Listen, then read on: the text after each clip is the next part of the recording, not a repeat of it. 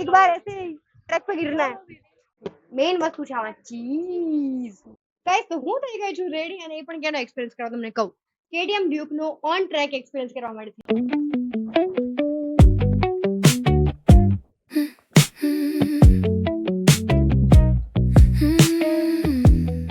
All set અને હવે હું અહીંથી નીકળી રહી છું. અહીંયા એક ટ્રેક છે ગોકાર્ટનો, એના પર જ છે આપણો એક્સપિરિયન્સ. અને અહીંયાથી ઓલમોસ્ટ લાઈક અડધી કલાક જેવું છે રૂટ. અરે ભાઈ શ્વાસ ચડી ગયો, ગરમી અને ઉપરથી હેલ્મેટ વેલ્મેટ. અડધી કલાક જેવો છે અહીંયાથી મારા રસ્તો.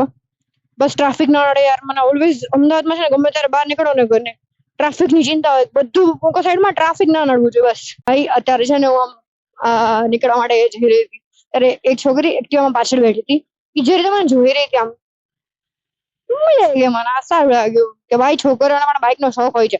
મને જ જોઈ લો, હું તો ચલાવું છું પણ ઘણા કારણે હોય બી છે યાર. એવું નથી હોતું કે છોકરીઓ એટલે બાઇક નો શોખ ના હોય. ભાઈ સાહેબ રોડ દેખો એકદમ ખાલી. ભાઈ ખાલી રોડ પર બાઇક ચલાવવાની મજા આવે ને. આહા બહુ મજા આવે, બહુ એકદમ જોરદાર. ગાઈસ તો હું ઇવેન્ટ પર પહોંચી ગઈ છું અને બહુ જ તમારા ફ્રેન્ડ્સ પણ મળ્યા. અમે એક્ટિવિટી પણ કરી. એ રેકોર્ડ નહીં કરી શકી હું, લાઈક કાર્ડ્સની એક્ટિવિટી હતી કંઈક તો હતું. સાદું બતાવતા હતા કાર્ડ વાળું, જે નાનપણમાં જોયું હશે પણ અત્યારે કંઈક નેક્સ્ટ લેવલ હતું. બહુ કોન્ટેન્ટ ક્રિએટર બી છે અહીંયા સારા સારા, તમને મળાવો હમણાં. અને મારા ફ્રેન્ડ્સ પણ છે.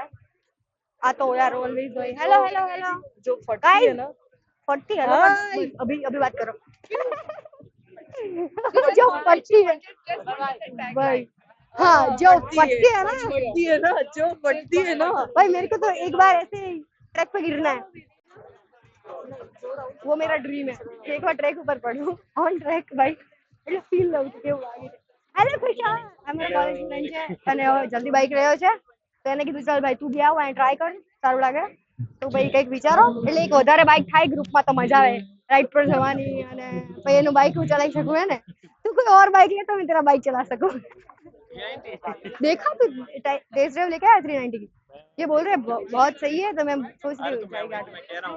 गाइस तो मास्टर क्लास दे रही हूँ थोड़ी इन्फॉर्मेशन आपका लाइक केवी में चलावવાનું છે. ओके लास्ट टाइम मैं चलाई थी अभी तक मैं केवी. तो आज जो है KTM का जो एज ए एक्सपर्ट ट्रेनर मैं आपको कुछ चीजें बताऊंगा. It is not only for KTM but if you are having any kind of sport bike तो this will be very helpful for you. Wow nice actually guys મારી ઈચ્છા તો આ ચલાવવાની હતી પણ અમે લાસ્ટ ટાઈમ 160 ચલાવ્યું હતું એ જ ચલાવવાનું. Nice nice. અહીંયા બાઈકો બહુ બધી છે એટલે મજા આવે જોવાની. देखो और ले ये भैया अभी शो ऑफ कर रहे हैं પણ કઈ વાંધો નહીં, કર્યા રાખીએ ભાઈ. બાઈક હોય તો કરવું પડે ડેફિનેટલી. Let's go. અમે કાલે અમારે યસ પહેરવાની છે એટલી રાહ જોઈએ છે પછી અમે જઈએ ઓન ટ્રેક. ભીડ તો બહુ જ કાફી આ લોકો કઈ કામ ના. આ લોકો ઇન્ટરકોમ મંગાયા એકદમ સસ્તામાં અને મને ના કીધું અને હવે એમ કે હોતે મોંઘું પડશે. હવે તું મંગાવી લે. આ તો મોંઘું, તને ક્યાં ફરક પડે, લઈ લે. પણ એક રીલ તો વધારે બનાવવી પડે મારે. પણ એક રીલ તો વધારે બનાવવી પડે ને. આગળ ધ્યાનથી રહેજે.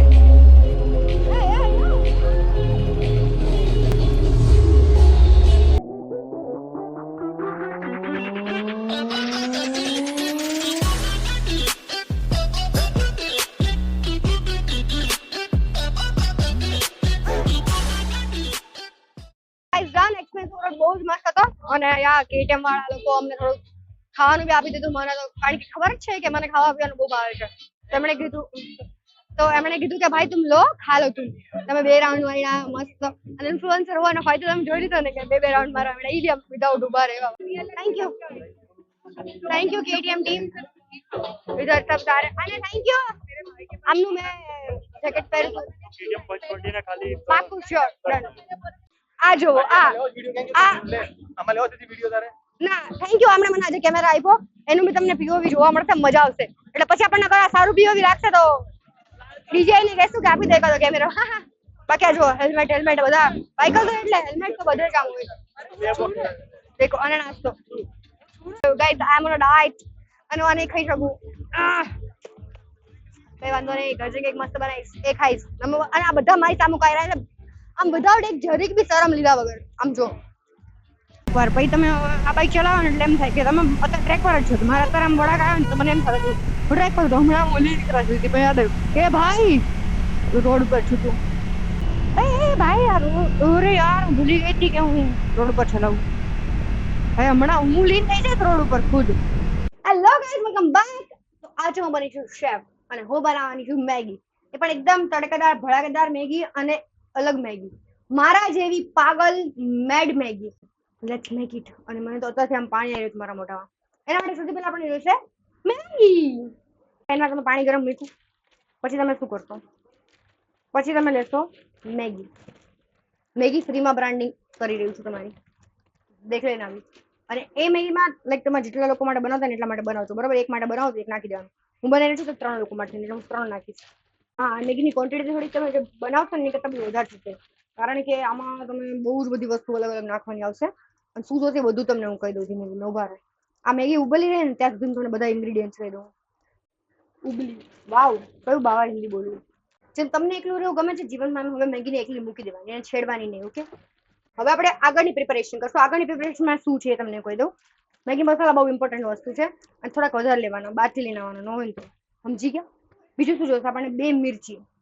આ 2 મિરચી મેં આટલી આટલી લીધી છે કે પછી કોઈકને ખાવા આવી જાય ને તો તીખું ના લાગે. સીધી આટલી જ કાપીને નાખી દઈશું ઉબલતી વખતે, એટલે તીખા થઈ જાય.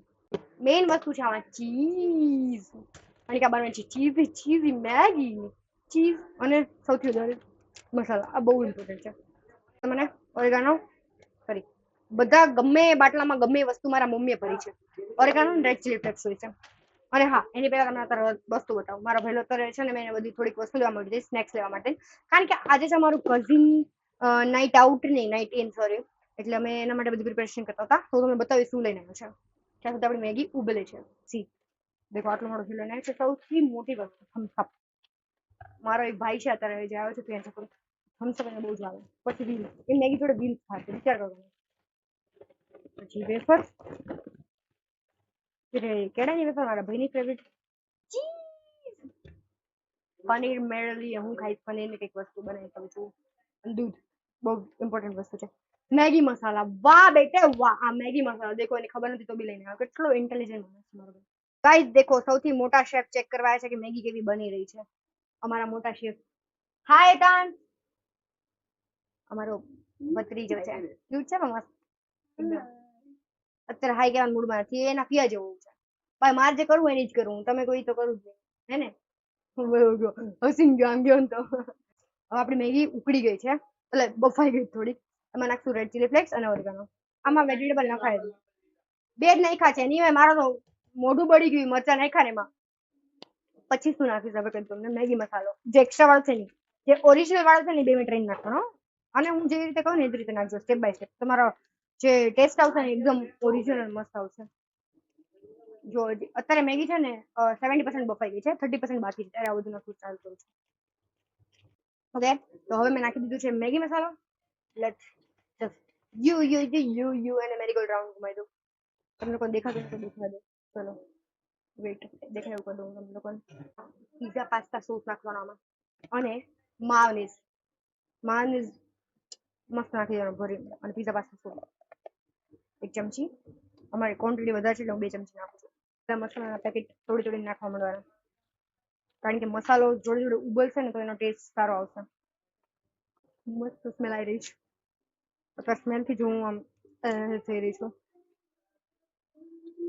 તમે એકવાર આજે કહું, એકવાર આ મેકડોનાલ્ડ ટ્રાય કરશો તો તમે નોર્મલ મેગી ખાવાનું ભૂલી જશો. પછી તમે વિધિને રોજે યાદ કરશો, વાહ વાહ, મેડ મેગી ખાઈને મેડ થઈ ગયા અમે લોકો. ઈ ના કહું તમે પછી બનાવી નાખો તો પછી તમારા ઘરે ખાવાનું આવે.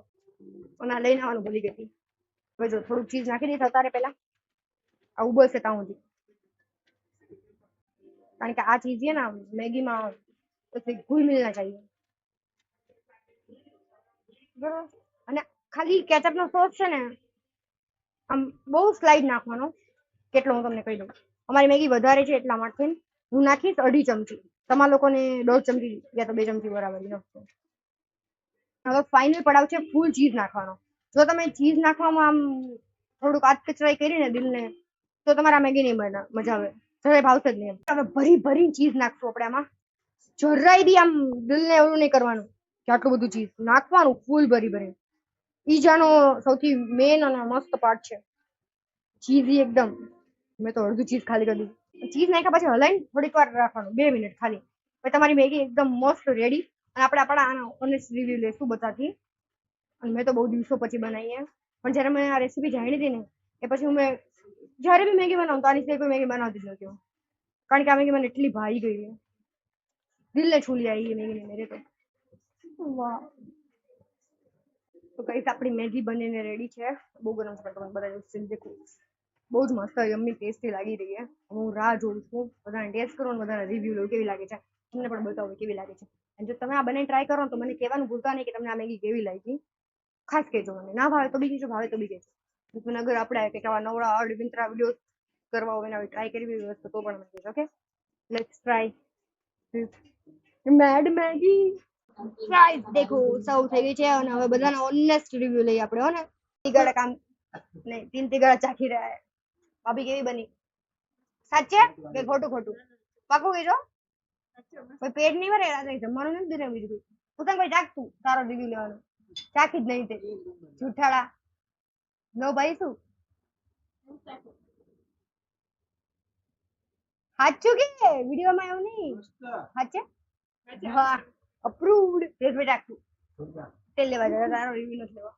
ભાઈ તો આપણે તો મસ્ત રિવ્યુ મળી ગયા. મસ્ત બની એકદમ મેગી. હાલો અમાર જો મને 2 મિનિટ બંધ નહીં રખતા सकता